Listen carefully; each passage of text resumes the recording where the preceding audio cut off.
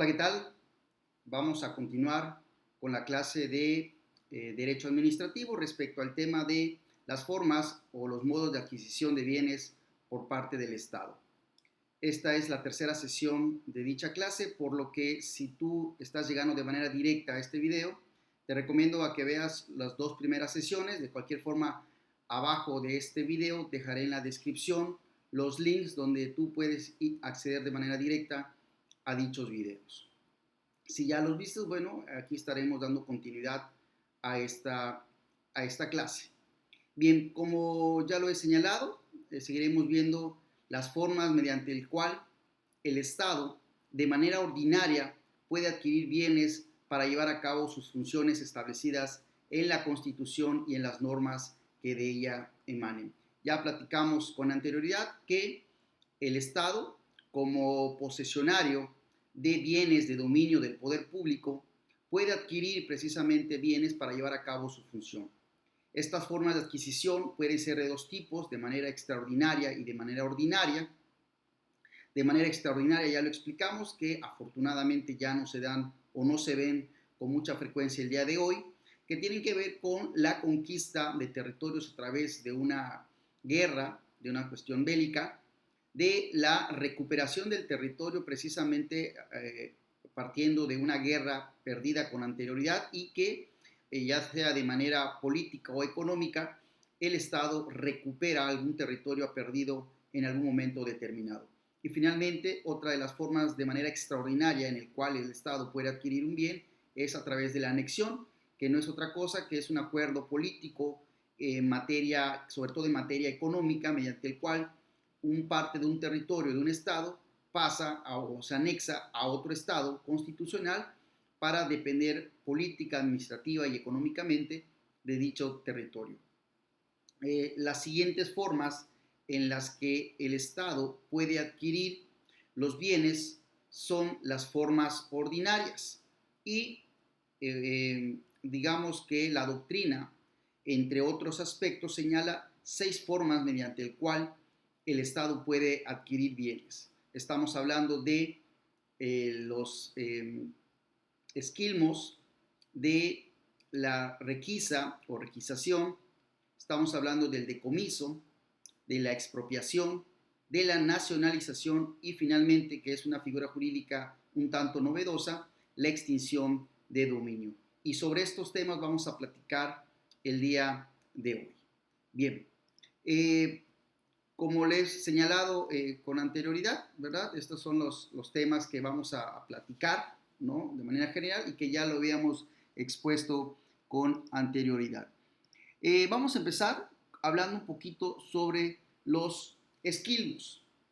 ¿Qué son los esquilmos? Digamos, de manera muy general, nos dice la doctrina que son todas aquellas formas mediante el cual se hace uso o se aprovecha de algunos accesorios de menor cuantía que se obtiene sobre todo del cultivo o de la ganadería, ¿no? Esto es, digamos, un concepto muy general que se tiene de los esquilmos. Hay algunos autores, como Miguel Acosta Romero, que refieren que se trata de un procedimiento a través del cual la administración pública puede utilizar o apropiarse de ciertos bienes que se consideran desperdicios, como podría ser el caso de la industrialización de la basura y su utilización para generar abonos, ¿no? De tal suerte que, derivado de estas concepciones, también podemos señalar que un esquilmo o los esquilmos son la captación de desechos industriales o urbanos para su reciclaje o reutilización, principalmente para la alimentación del ganado, ¿no? Insisto, hay muchos autores que hablan sobre los esquilmos, sin embargo, todos, digamos, definen al mismo o coinciden en que son estos esquilmos, son estos recursos o desperdicios, desechos, sobrantes, ¿no? Incluso algunos autores le denominan la chatarra, o que son bienes muebles no utilizados o abandonados por los particulares y que estos accesorios o de menor cuantía o desperdicios, como se le quiera llamar, de cierta forma pueden ser utilizados por el sector público para atender evidentemente necesidades sociales, ¿no? Obviamente, digamos, estos desperdicios no se utilizan de manera directa, es decir, no se recoja la basura y ya se da una otra utilización, sino evidentemente tiene que pasar por un proceso de reciclaje, ¿verdad? Eh, donde en algunos casos el propio sector público utiliza algún tipo de maquinarias o sustancias químicas precisamente para darle o brindarle mayor protección o garantizar, digamos, que estos desperdicios puedan ser utilizados en otras circunstancias, ¿verdad? Que pueda ser para el sector público. Un ejemplo de ello es precisamente los residuos del cultivo, ¿no? En nuestro país todo el mundo sabe que es es muy rico en el tema de la agricultura, ¿no? Hay muchas formas o muchas plantas que se cosechan o que se siembran en nuestro país, ¿no? Por citar algunos, el maíz, el sorgo, el trigo, la cebada, ¿verdad? Frijol, arroz. Son muchos semillas o granos que se cultivan en los campos agrícolas mexicanos y que evidentemente la gran parte de esta producción sirve para la venta y en su caso el alimento de las personas. Sin embargo, justamente en la cosecha de estas semillas, de estos granos, pues de una u otra manera también se desperdician o quedan residuos, ¿no? De hojas, de tallos, de las mismas semillas, ¿no? Que se hacen después de cosechar y que aparentemente ya no sirven para nada. Sin embargo, insisto, a través de esta figura que se denomina esquilmos, el Estado puede adquirir estos bienes muebles, que son semillas prácticamente, o desechos, y puede a través de un proceso de reciclaje reutilizarlos o utilizarlos en otros menesteres. Específicamente en México, este tipo de residuos de producto de la cultivo agrícola se utiliza para el alimento del ganado, ¿no? Obviamente, insisto, este desperdicio pasa por un procedimiento de reciclaje donde se utilizan ciertos químicos o sustancias químicas que evidentemente nutren a estos desperdicios y que en un momento dado ya pueden servir precisamente para el alimento de ganado, ¿no? Pero también quiero decir que no solamente se trata de cuestiones agrícolas, ¿verdad? Sino también podemos hablar de cuestiones industriales, ¿no? También algunos desechos industriales que se pudieran dar en la imprenta de nuestro país, en la industria de nuestro país, que también pueden ser utilizados a través de un previo reciclaje, ¿no? Y que el Estado lo pueda utilizar en algún otro sector. En nuestro país, evidentemente, la principal Secretaría de Estado que se encarga de llevar a cabo estos planes o programas de Esquilmos es precisamente la Secretaría de Agrícola y Desarrollo Rural, ¿no? ¿Por qué? Pues evidentemente por la finalidad por la cual está concebida esta Secretaría de Estado, pues tiene mucha relación con la parte agrícola y también el desarrollo rural. Evidentemente existen otras secretarías o cualquier otra secretaría que también pudiera utilizar los esquilmos como una forma de adquisición de bienes por parte del Estado. En el caso de esta secretaría de la que hemos hecho alusión, tiene muchos programas para reutilizar los residuos en materia de agricultura, ¿no? Eh, Incluso ha hecho estudios respecto a la reutilización de estos residuos y ha establecido incluso que al año más de 400 millones de toneladas se producen o se captan a través de los residuos sólidos, ¿no? Y evidentemente de este cantidad, el 24% del mismo ha servido o sirve para el consumo animal, ¿no? En el tema de la ganadería. Entonces, esto es muy importante. También una de las características o de los elementos básicos de los esquilmos es que se utiliza sobre todo en épocas de escasez o de emergencia que se dan en un país. En el caso mexicano, incluso a través de diversos informes que ha emitido la Secretaría correspondiente, ha hecho alusión de que básicamente en México se presentan dos periodos donde escasean este tipo de productos, digamos, de alimentación para los animales y en donde se tienen que hacer, digamos, valer por parte de residuos a través de los esquilmos, ¿no? Específicamente nos hablan de periodos de inviernos y en los periodos de sequía, que es donde, a decir de las autoridades mexicanas, son épocas de escasez e incluso en algunos casos de emergencia, mediante el cual el Estado, a través de la Secretaría de Estado que corresponda, hace uso de estos esquilmos que, como hemos señalado, no son otra cosa que estos residuos,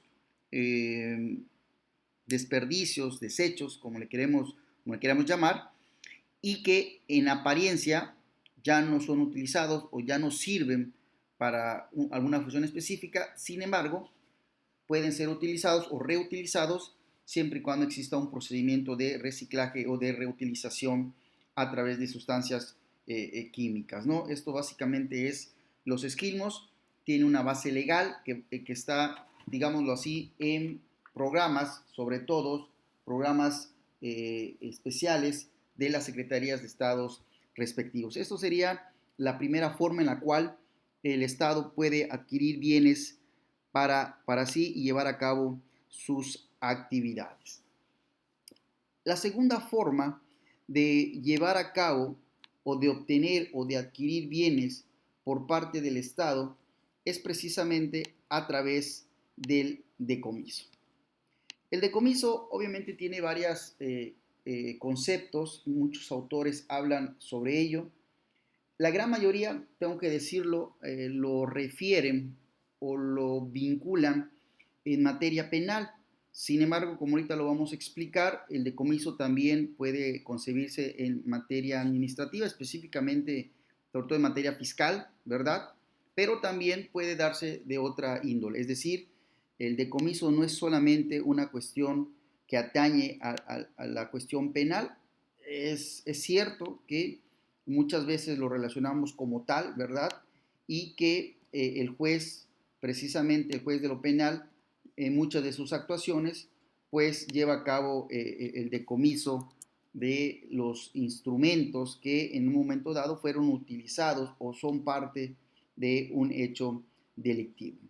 Pues bien, de manera general, podemos decir que el decomiso es la privación coactiva y definitiva que no tiene indemnización de los bienes de una persona y que por razones de interés o de seguridad pública le fueron, digamos, quitados, ¿no? O privados al particular, ¿no? Ello porque ha constituido, estos bienes han constituido una pena que está establecida o existe una disposición en ella, ¿no? ¿En qué consiste esta pena? Pues precisamente en la pérdida, ya sea parcial o total, de los instrumentos con los cuales se comete ya sea un delito, ya sea una infracción, ¿verdad? Y también puede ser objeto de decomiso los bienes que son objeto o producto del mismo. Es decir, y ahorita lo vamos a explicar, no solamente se van a decomisar los bienes que fueron materia del delito o materia de la infracción, sino que incluso también pueden ser objeto de decomiso aquellos productos o el resultado, los bienes que dieron como resultados la comisión de esta infracción, de esta irregularidad, de este delito, ¿no? Como hemos dicho, muchos autores hablan sobre el decomiso, pero todos básicamente llegan a la misma conclusión respecto al concepto que estamos viendo en este momento, ¿no? De tal suerte que el decomiso constituye una sanción establecida en la ley y que tiene por efecto privar al particular de los bienes que componen el objeto de una infracción. Este concepto, quiero señalarlo, incluso guarda mucha relación con el que establece la propia Real Academia de la Lengua Española cuando habla de decomiso, ¿no? Que incluso la Real Academia hace una alusión a cuestiones latinas e incluso de su origen de esta palabra que le llaman decomiso, ¿verdad? Y que refiere la Real Academia que por comiso se entenderá pena accesoria a la principal que consiste en la privación definitiva de los instrumentos y del producto del delito o la falta administrativa. Esto es, que coincide plenamente con este concepto al que hemos hecho alusión con anterioridad, respecto a que uno es una sanción que se le impone a una persona precisamente por haber incurrido en una falta administrativa o en la comisión de algún delito, y esta sanción básicamente es en quitarles o privarles de los bienes al particular. Hay muchos autores, insisto, que nos hablan respecto al concepto de decomiso. El maestro Alfonso Nava Negrete, Martínez Alcubilla, Joaquín Escriche y varios autores, varios doctrinarios que han estudiado este tema, ¿verdad? Y que pueden, digamos, de alguna otra manera dar algunos conceptos, por ejemplo, aquella que señala que por decomiso podemos entender pena de pérdida de la cosa en que incurre el que comercia con géneros prohibidos, o, por otro lado, la pérdida de la cosa que aun cuando estén permitidos, es decir, estén dentro del comercio, le falten los documentos previstos por las leyes o le faltan a la fidelidad en ellas o incluso defrauden los derechos, ¿no? Este es otro concepto que se acuña respecto al decomiso, ¿verdad? En otros tantos, ¿verdad? Otros conceptos que aluden al decomiso refieren que es aquella que se impone a título de sanción por la realización de actos contra el tenor de las leyes prohibitivas o por el incumplimiento de obligaciones de hacer de a cargo de los gobernados, ¿no? Este es otro de los conceptos que se hace alusión. También incluso hacen referencia a que estos actos que van en contra de las leyes prohibitivas, en el caso del decomiso, se reduce básicamente a los bienes que guardan relación con la conducta que se castiga, ¿no? Es decir, uno de los elementos, que ahora lo vamos a platicar, uno de los elementos esenciales del decomiso es que lo que se priva o el bien que se priva al particular son aquellos que guardan relación con la conducta precisamente que se está castigando. Y esta conducta puede ser ya sea los que han sido utilizados como instrumentos para la comisión del delito o infracción, ¿verdad? O los que incluso hemos señalado, los que den o que sean como resultado o frutos de tales ilícitos, o también incluso estos bienes que se pueden decomisar son aquellas que por sus características representen un peligro para la sociedad, ¿verdad? Serían algunos elementos que podemos destacar precisamente de los conceptos que la doctrina nos habla o nos dice respecto del decomiso. Ahora bien, ¿cuáles son las características que la doctrina y que incluso de acuerdo a lo que establecen las leyes podemos determinar respecto del decomiso? Digamos que básicamente son 6 las características que podemos determinar del decomiso. Primero que nada, como ya lo hemos visto, ya lo hemos escuchado, el decomiso representa la pérdida, ya sea total o parcial, de los instrumentos y efectos del delito o de la infracción. Es decir, que el primer elemento y el más esencial es que el particular va a perder sus bienes, ya sea de manera o total, que dichos bienes son precisamente o que fueron utilizados como instrumentos del delito o de la infracción. Segundo, en el tema del decomiso, y evidentemente al ser un acto de la administración pública, ¿no? Se presenta dicha pérdida total o parcial, ¿verdad?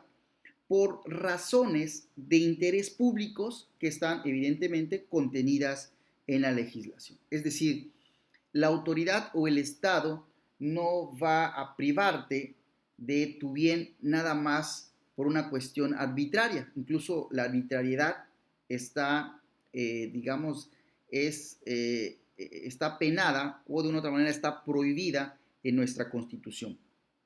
Pero lo importante aquí es que el decomiso va a representar, insisto, la pérdida a partir de que existe una afectación que tiene obviamente un vínculo esencial con el interés público.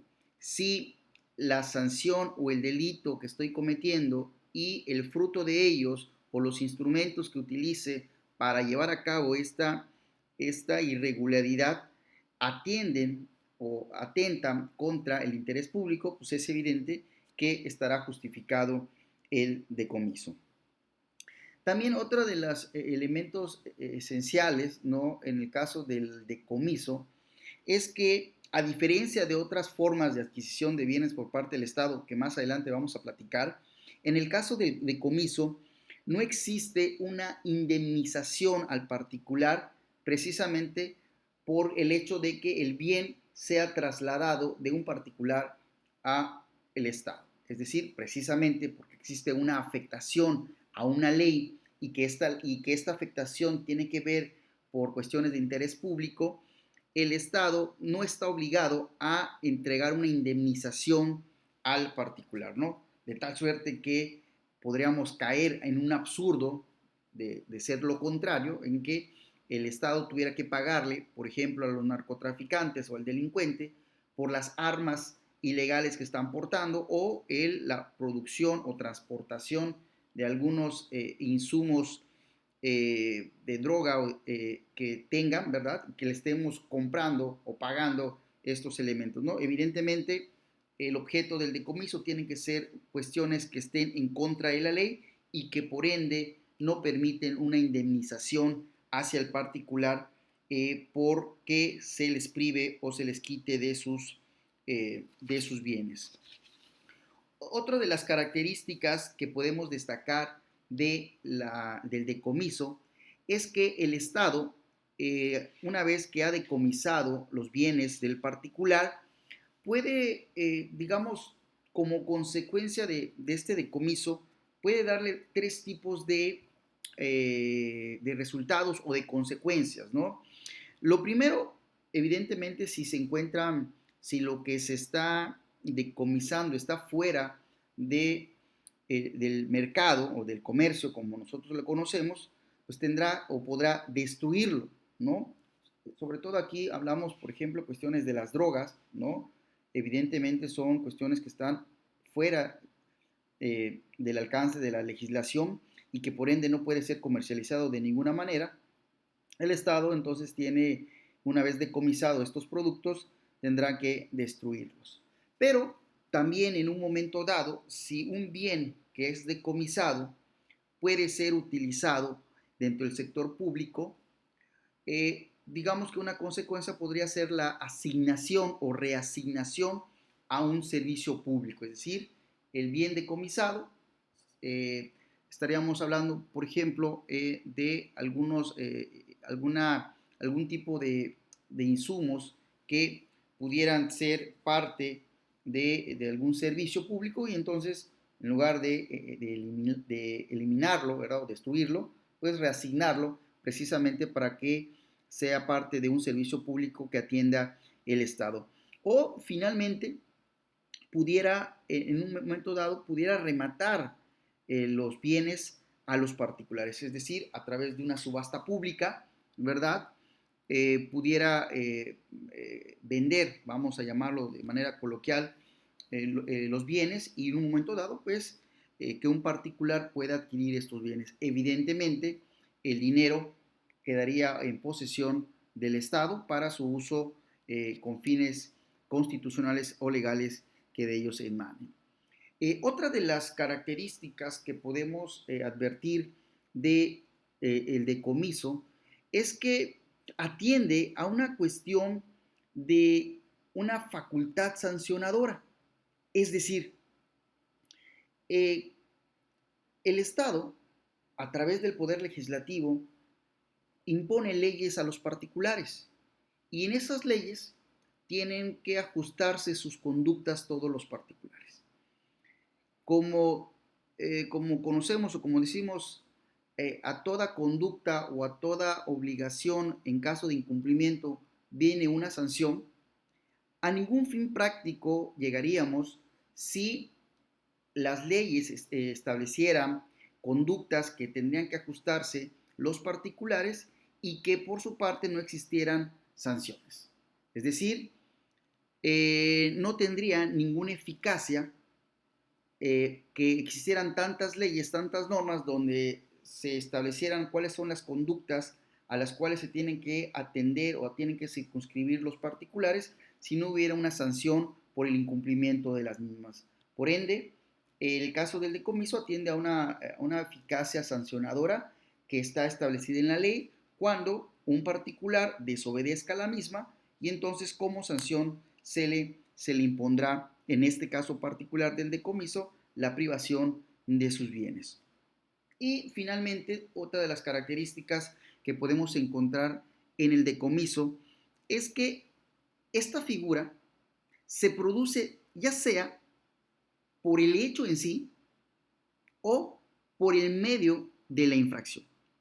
Esto es, que el decomiso puede llevarse a cabo por los instrumentos que provocan el hecho mismo, la infracción o el delito, o también si ha servido como medio para llevar a cabo dicha infracción o dicha comisión del delito. Por ello es muy importante, lo establece la ley, es indispensable el decomiso de los elementos con que se cometió el delito para su aprovechamiento ilícito de otras formas, ¿no? Estas son las características que podemos establecer del decomiso.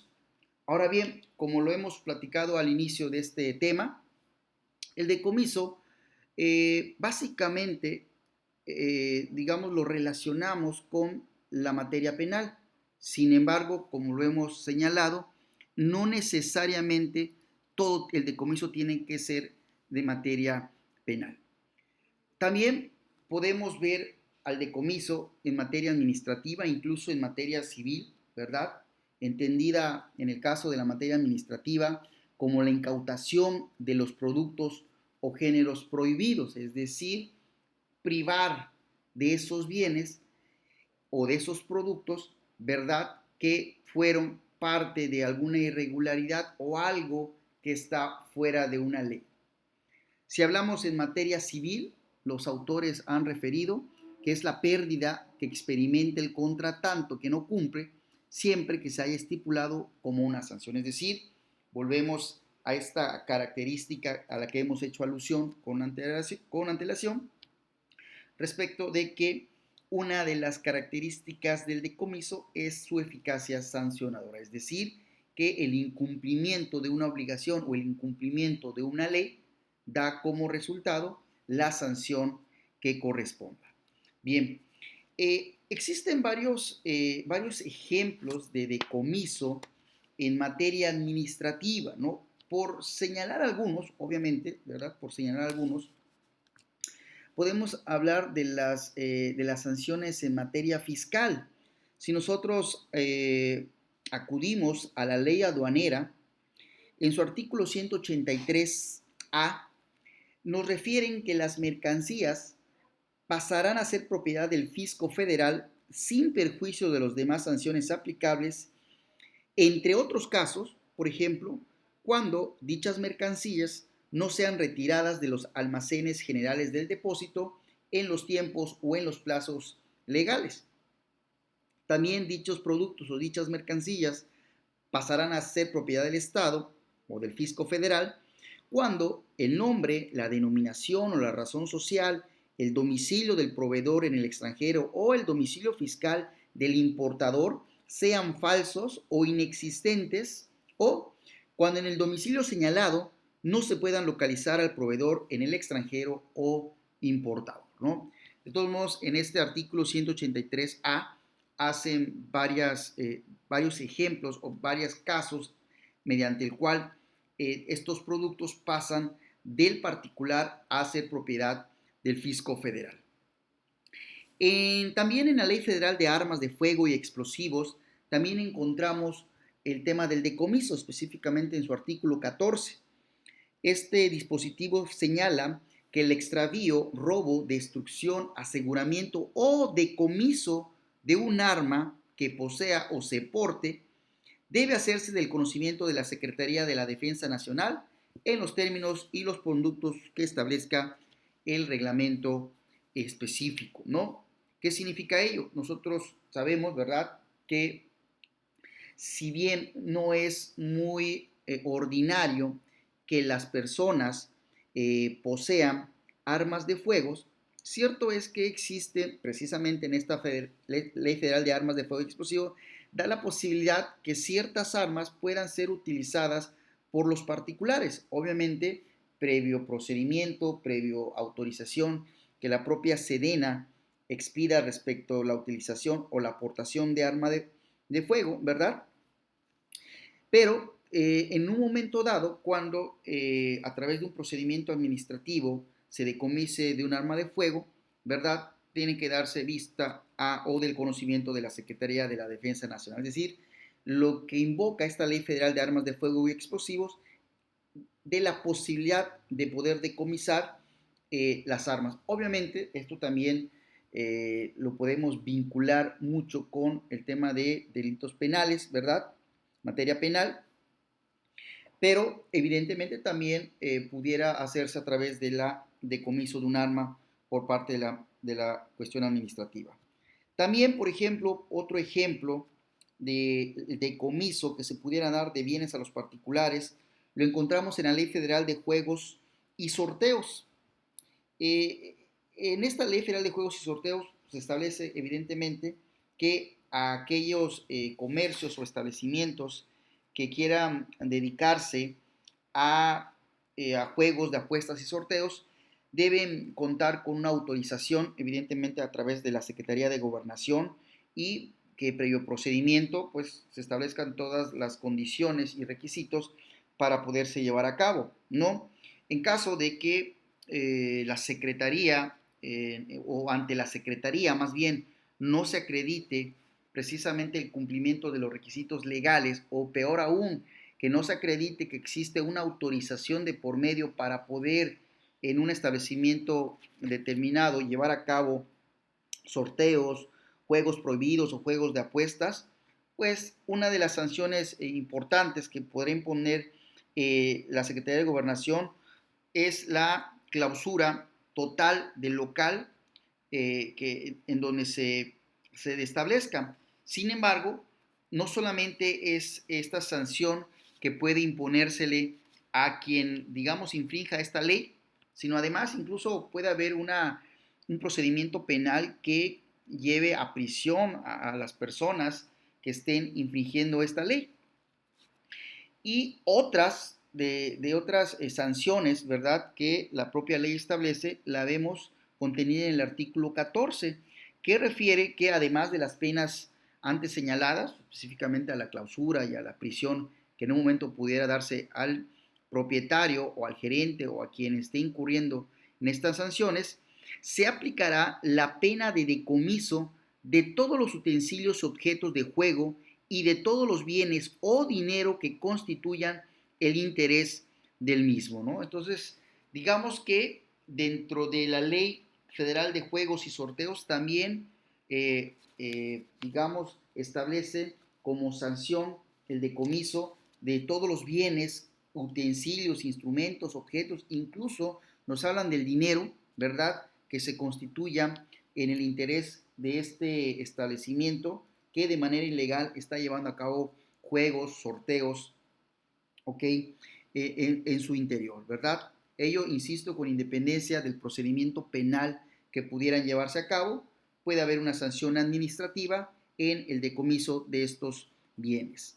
También en materia ambiental encontramos una forma que establece la ley para poder decomisar específicamente en la Ley General de Equilibrio Ecológico y Protección del Ambiente.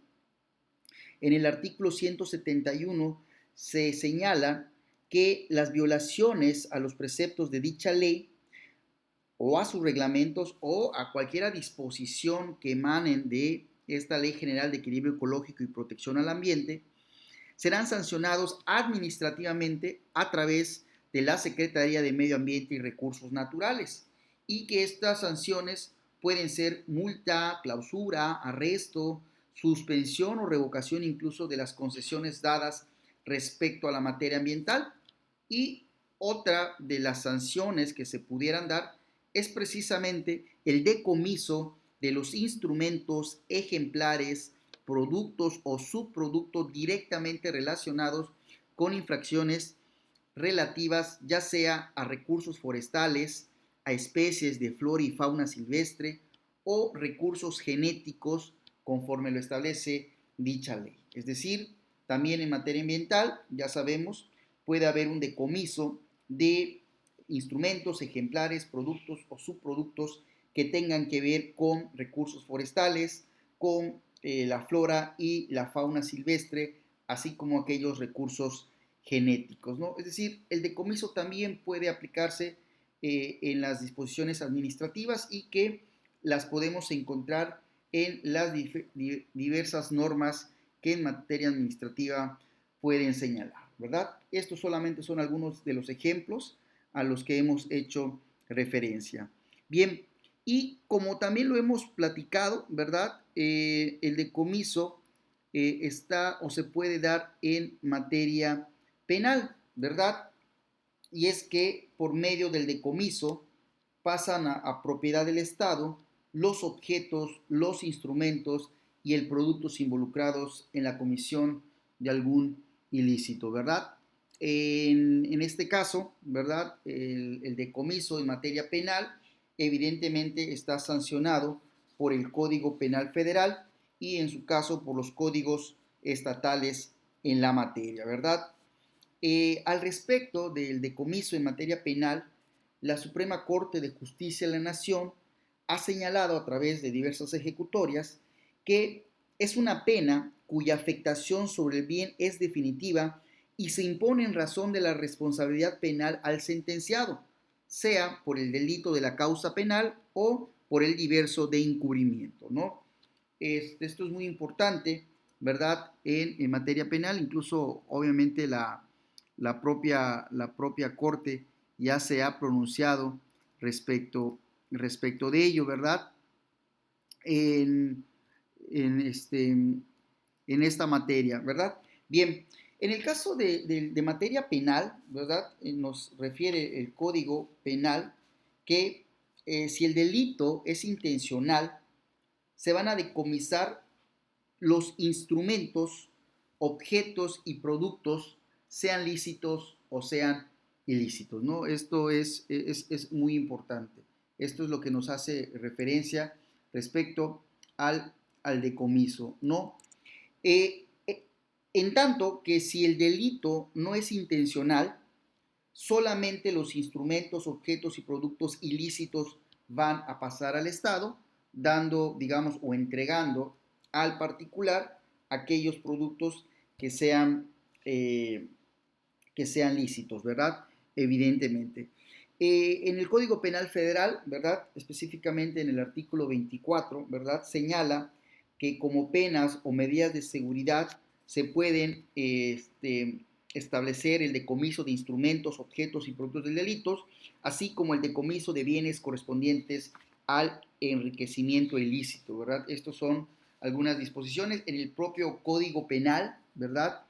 Específicamente en sus artículos 40 y 41, establecen lo relativo al decomiso, ¿no? Y que básicamente establecen que el órgano jurisdiccional, mediante sentencia en el proceso penal correspondiente, podrá decretar el decomiso de bienes que sean instrumentos, objetos o productos del delito, ¿verdad? En ese artículo pues vamos a encontrar todo lo relacionado a los bienes decomisados, cómo se van a decomisar, en qué casos procede estas circunstancias, cuáles son las excepciones incluso del decomiso, ¿verdad?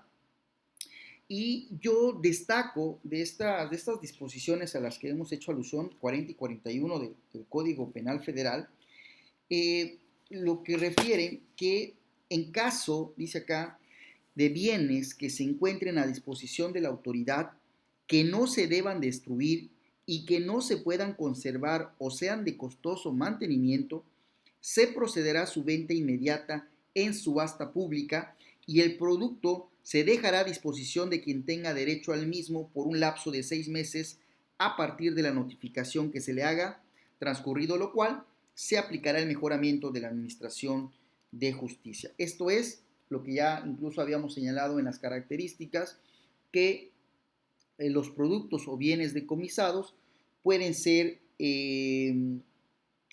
eliminados o desechados, ¿verdad? Pueden ser transferidos o reasignados a a un servicio público o incluso pueden ser vendidos, ¿verdad? O rematados ante particulares. Y evidentemente aquí encontramos la disposición, el fundamento legal de estas cuestiones que básicamente en el último párrafo del artículo 41 del Código Penal Federal señala que básicamente que si el bien no se puede destruir, ¿verdad?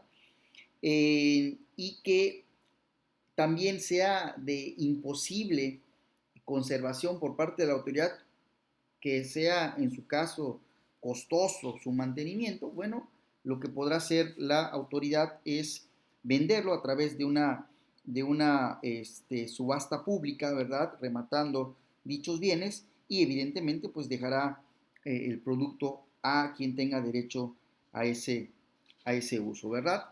Esto es muy importante y esto es lo que establece en términos de decomiso. Ahora bien, la doctrina, sobre todo a aquellos que hablan o que han escrito respecto al tema del decomiso hace muchos años, muchas décadas, incluso refieren al decomiso como un sinónimo de confiscación. Incluso en algunos países, ¿verdad?, de América Latina, de Europa, el término decomiso no lo utilizan, sino más bien utilizan el término de confiscación.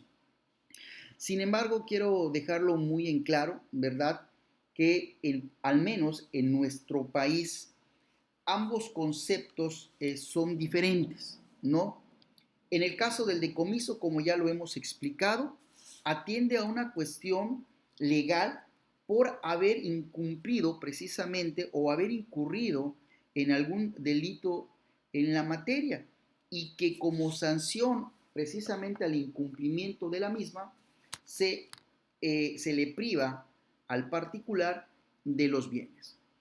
En tanto que la confiscación, ¿verdad?, se tiene como una cuestión arbitraria, ¿no? Donde no tiene alguna justificación legal por parte de la autoridad, ¿no?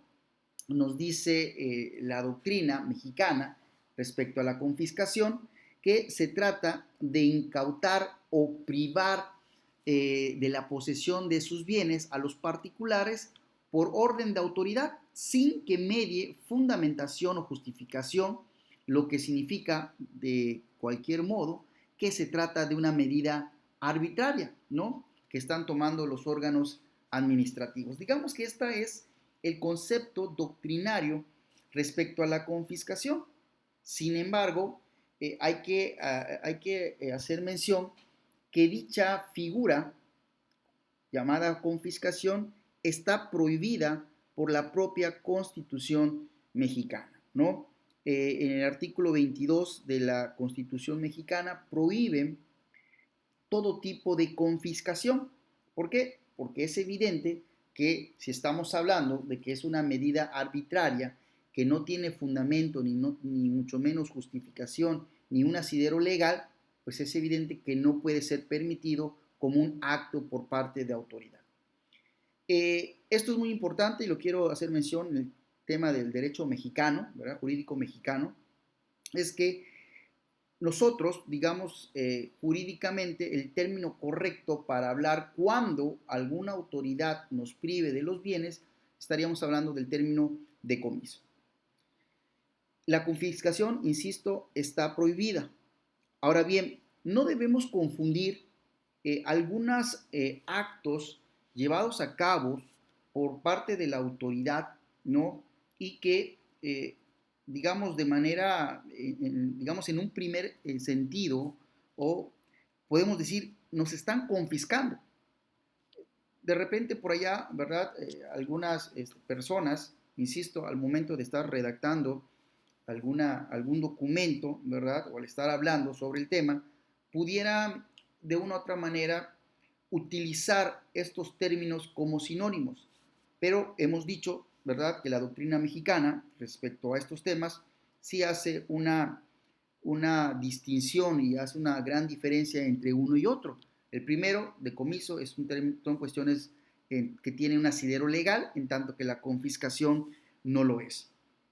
Para tal efecto, incluso el artículo 22 de nuestra Constitución mexicana, que, insisto, hemos señalado que prohíbe la confiscación, dice categóricamente que no se va a considerar confiscación la aplicación de bienes de una persona cuando sea decretada por el pago de multas o impuestos, ni cuando la decrete una autoridad judicial para el pago de responsabilidad civil derivada de la comisión de un delito. Es decir, el pago de multas o impuestos no se trata de una confiscación, más bien se trata de un decomiso que está llevando a cabo la autoridad precisamente por el pago de una responsabilidad, sea civil, en la comisión de un delito. También el artículo 22 de nuestra Carta Magna refiere que tampoco se considera confiscación el decomiso que ordene la autoridad judicial de los bienes en caso de enriquecimiento ilícito, ¿verdad? La aplicación a favor del Estado de bienes asegurados que causen abandono en los términos de las leyes aplicables, ni de aquellos bienes cuyo dominio se declare extinto en sentencia, ¿no? Es decir, nuestra ley, nuestra propia Constitución habla de decomiso y en algunas circunstancias, como el pago de multas o impuestos o incluso el decomiso de bienes, ya sea por el enriquecimiento ilícito o por la extinción de dominio, las catalogan dentro del decomiso, ¿no? Esto es muy importante y que evidentemente en nuestro país la confiscación existe. Llegado el caso, es decir, que alguna autoridad sin fundamento legal, sin justificación, nos prive de los bienes que tenemos en posesión, entonces estaríamos hablando categóricamente de una confiscación y por ende ese acto jurídico sería ilegal, puesto que incluso está prohibido por nuestra propia Constitución. Bien, entonces esto es hablando un poquito de del decomiso y la diferencia, ¿verdad?, que puede existir con lo que nosotros conocemos como confiscación. Bien, el siguiente tema del que vamos a platicar sobre las formas o bienes en los cuales el Estado puede adquirir un bien es la requisición, ¿verdad? La requisición, digamos que tiene su origen en el derecho militar, ¿verdad? Sobre todo porque en aquellos tiempos donde existían guerras en un país, digamos lo que hemos platicado, los soldados o los militares pues no pueden estar yendo y viniendo a sus casas y al campo de batalla, sino que tienen que quedarse en un lugar determinado, evidentemente para hacerle frente a esta situación bélica. Y en razón de ello, pues muchas veces tienen que acudir, ¿verdad?, a los centros de población o a las casas que se encuentran cerca de, digamos, el lugar de batalla para solicitar, vamos a llamarle de una manera, el auxilio de los particulares para, sobre todo, para que les den hospedaje y en su caso comida, ¿no? Digamos que de ahí nace el tema de requisa o de requisación, ¿verdad?, por parte del Estado, ¿no? En el caso mexicano, ¿verdad?, tiene su fundamento legal su fundamento constitucional en los artículos 16 y 31, y que básicamente habla sobre precisamente es el tema de los militares, ¿no? Que ahorita vamos a explicar a detalle. Pero bien, por requisición, digamos, podemos señalar que es un procedimiento administrativo unilateral, ¿verdad? De cesión forzada de bienes que implica una limitación a la propiedad privada, principalmente de inmuebles, para satisfacer urgentes propósitos de utilidad pública, ¿verdad? Mediante la indemnización correspondiente, ¿verdad? Hemos señalado que la requisición tiene que ver con cuestiones militares, o más bien su origen se da en cuestiones militares, pero no necesariamente, ¿verdad? Hoy día se puede hablar o hablamos de requisa únicamente por cuanto a las guerras, ¿verdad? Sino también ya incluso podemos hablar de la prestación de algún servicio público, ¿verdad? Evidentemente en casos de algún conflicto o alguna necesidad de naturaleza extraordinaria o de que por la cuestión pública se necesite llevar a cabo, y ahorita vamos a platicar de algunos ejemplos que se pudieran dar. Pues bien, decíamos que entonces la requisa es básicamente cuando un órgano administrativo impone a un particular, con base precisamente en el interés general, la transferencia de la propiedad de bienes o el uso de los mismos, ¿no? Esto es muy importante señalar, que puede ser que te transfiero, ¿verdad? El bien, en este caso, una habitación, una casa, ¿no? Donde pudieran alojarse los militares para hacer frente a la guerra, o hacer uso del bien inmueble para poder, digamos, de una otra manera descansar previo o continuar con, digamos, esta defensa nacional. Pero también la requisa tiene que ver con la obligación de prestar servicios o realizar o prestar actividades de algún tipo, ¿no? Otra de las características que tiene la requisa es que debe haber una indemnización, es decir, este alojamiento o esta prestación o uso de un bien o la prestación del servicio o de una actividad lleva, digamos, un pago de por medio, que es una indemnización que le da el Estado al particular al que se está requisitando, ¿verdad?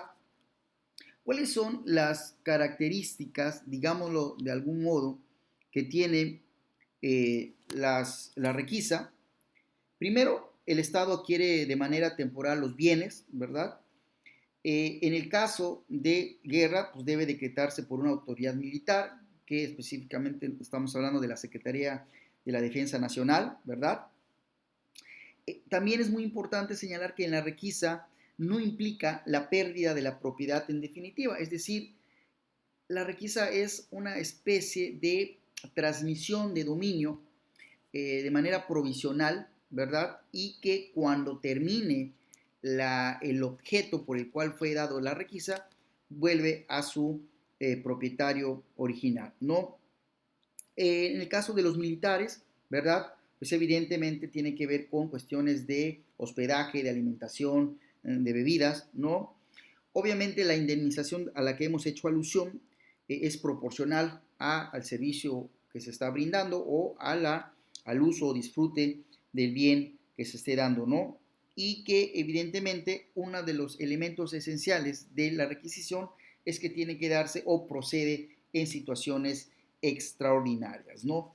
Bien, decíamos que en el caso de la requisición tiene su base constitucional en el artículo 16, ¿no? En el artículo 16, en la parte infine del último párrafo de dicho numeral, se señala que en tiempos de guerra los militares podrán exigir alojamiento, bagajes, alimentos y otras prestaciones, ¿no? Esto es muy importante. En el artículo 16 constitucional justamente tiene la base constitucional de la requisición, ¿verdad? También en cuestiones de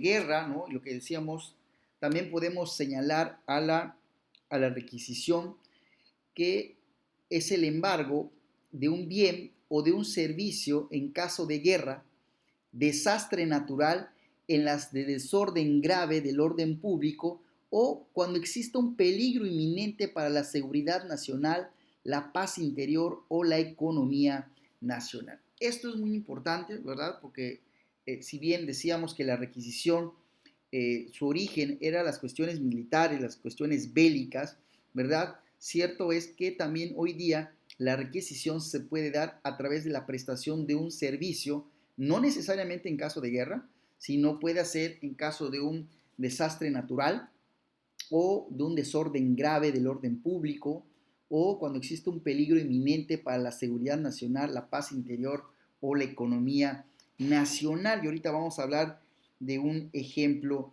de ello. De esta primera parte destacamos el embargo de un bien o un servicio en caso de guerra. El artículo 31 constitucional, fracción tercera, ¿verdad? En el caso de las obligaciones de los mexicanos, se señalan que estos deben alistarse y servir en los cuerpos de reserva conforme a la ley para asegurar y defender la independencia, el territorio, el honor, los derechos e intereses de la patria. Este artículo constitucional aparentemente pues estaba en desuso o aparentemente era letra muerta porque hoy día, afortunadamente, no, México no se encuentra en tiempos de guerra, ni mucho menos, pero sí era una disposición constitucional que llamaba poderosamente la atención porque tiene digamos, la encomienda de señalar que son obligación o es obligación de los mexicanos alistarse y servir en los cuerpos de reserva para asegurar y defender la independencia, el territorio, el honor, los derechos e intereses de la patria. Y hace apenas un año en nuestro país se crea como un órgano desconcentrado la Guardia Nacional.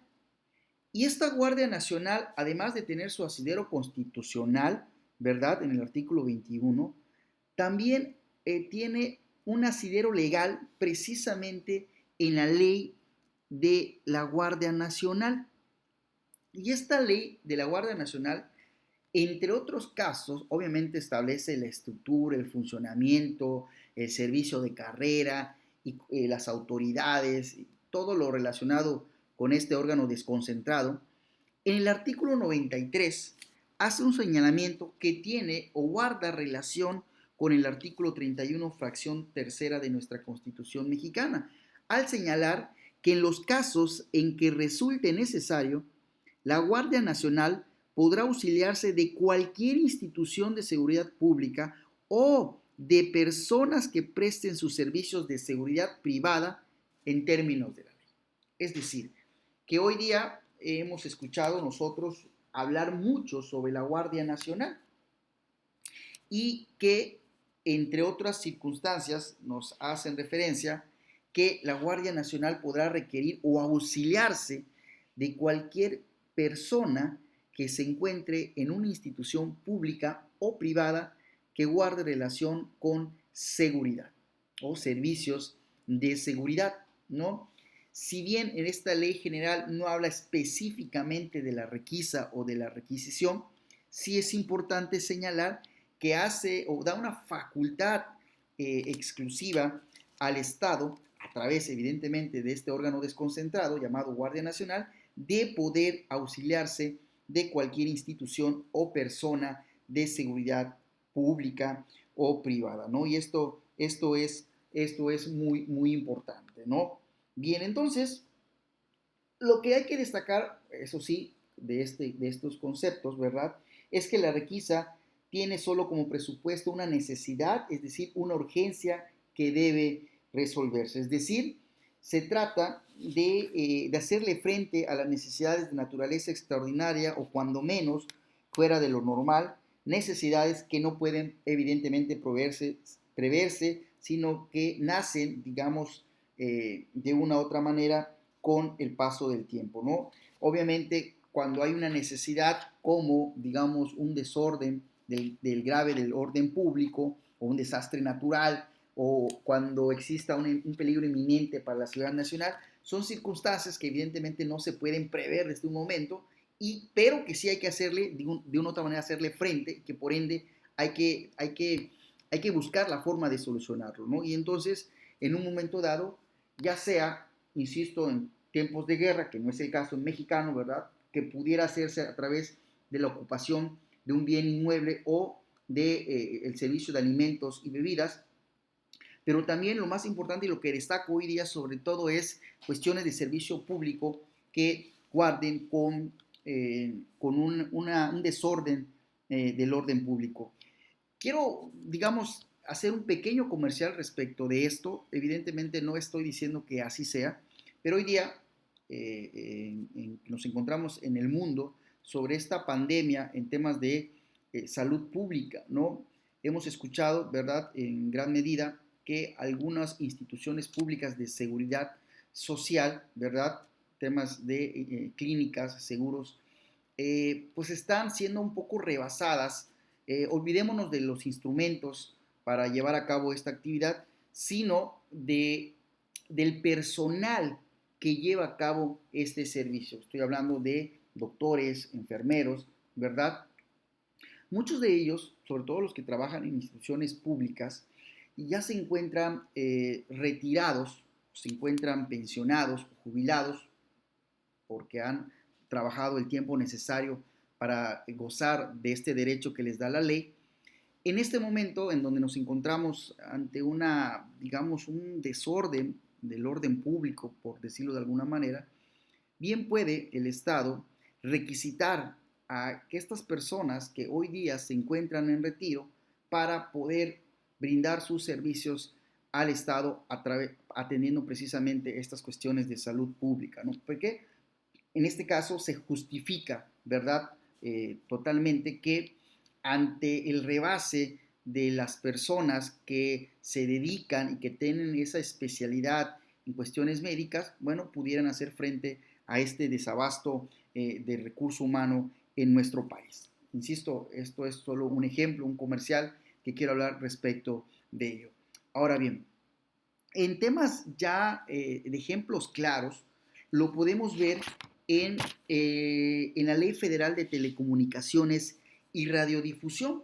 Esto es muy importante porque en el artículo 117, en relación con los numerales 9 y 15 de esta ley, se señala que en caso de desastre natural, de guerra, de grave alteración del orden público o cuando se prevé algún peligro inminente para la seguridad nacional, la paz interior del país, la economía nacional o para garantizar la continuidad en la prestación de los servicios públicos, el Ejecutivo Federal, a través de la Secretaría de Comunicaciones y Transportes, podrá hacer la requisa de las vías generales de comunicación, así como los bienes muebles e inmuebles y derechos necesarios para operar dichas vías y sobre todo disponer de todo ello como lo juzgue conveniente. Para esto, evidentemente, el Instituto Federal de Telecomunicaciones deberá proporcionar al Ejecutivo Federal el apoyo técnico que requiera para estas circunstancias. Estos mismos numerales señalan que se podrá igualmente utilizar el personal que estuviera al servicio de la vía requisitada cuando lo considere necesario, ¿no? Evidentemente, nos señala este artículo de la Ley Federal de Telecomunicaciones y Radiodifusión que la requisa se mantendrá mientras subsistan las condiciones que la motivaron. Es decir, es muy importante, ¿verdad?, que en términos legales sí existe la requisa, no solamente en cuestiones militares o de guerras, sino también en cuestiones administrativas. Y esto solo es un ejemplo en el cual podemos encontrar en esta ley administrativa y que si nosotros revisamos, por ejemplo, alguna otra ley del Ejecutivo en materia de la administración pública, también vamos a encontrar otras formas de requisa en materia administrativa. Ya para terminar con este tema, podemos señalar que en la requisa, ¿verdad? Como hemos platicado en algunas otras partes, puede ser permanente o provisional, es decir, va a depender mucho de lo que se está requisitando, es decir, y evidentemente de las circunstancias en que se esté dando. Por lo regular, la requisa es de manera provisional, ¿no? Es decir, en tanto se encuentren las condiciones por las cuales se dio la requisa, ahí va a estar. Pero una vez que desaparezcan estas condiciones, evidentemente todo va a volver a la normalidad y evidentemente la posesión y el dominio del bien van a regresar al dominio del particular o de quien detentaba tales circunstancias, ¿no? Entonces, esto es muy importante, ¿verdad? En materia de la requisición. Bien, estas son las tres formas en las cuales, digamos, o las primeras tres formas en las cuales el Estado puede hacerse de bienes propiedad del Estado, ¿no? Quiero señalar, ¿verdad?, que estos temas que hemos platicado hasta el día de hoy, pues tienen que ver básicamente con figuras que de otra manera se utilizan en términos reales, es decir, esquilmos, básicamente en programas del sector social, agropecuario y ganadero, a través de la Secretaría de Estado correspondiente, y que se da en la utilización o el aprovechamiento de desechos, sobre todo, insisto, de materia agrícola, que tienen ahí, digamos, su consecuencia en cuestiones ganaderas, pero también pueden ser en la utilización o reutilización, reciclaje de cuestiones industriales. También hablamos un poquito sobre el decomiso, ¿verdad? El decomiso que pudiera darse tanto en materia administrativa como en materia penal, que no es otra cosa que privar de los bienes de un particular por la comisión de alguna irregularidad, de alguna infracción a una ley administrativa o por la comisión de un delito y que por ende estos bienes sin indemnización pasan a propiedad del Estado.